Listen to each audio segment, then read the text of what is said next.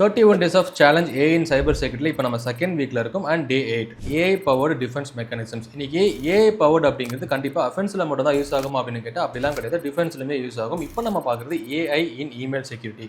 Proof point அப்படிங்கிற ஒரு device இருக்கும், அதை நீங்கள் யூஸ் பண்ணிக்கிட்டீங்கன்னா இன்னைக்கு ஃபார் எக்ஸாம்பிள் என்னுடைய கம்பெனிக்கு ஒரு மெயில் வருதுன்னா ஃப்ரம் யார் டு யார், உள்ள என்ன அட்டாச்மெண்ட்ஸ் இருக்குது, என்ன இமெயில் இருக்குது அப்படிங்கிற எல்லா விஷயமே இந்த ப்ரூஃப் பாயிண்ட் அப்படிங்கிறது பார்த்துக்கும்.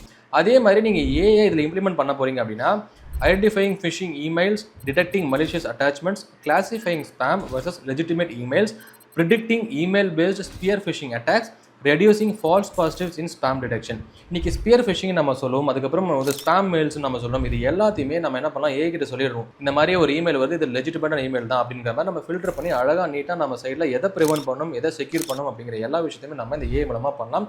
இப்படி தான் ஏஐ அப்படிங்கிறது இமெயில் செக்யூரிட்டி ஸ்பேஸில் வந்து இந்த மாதிரி சர்வீசஸ் மூலமாக நம்ம இதை யூஸ் பண்ணிக்கலாம்.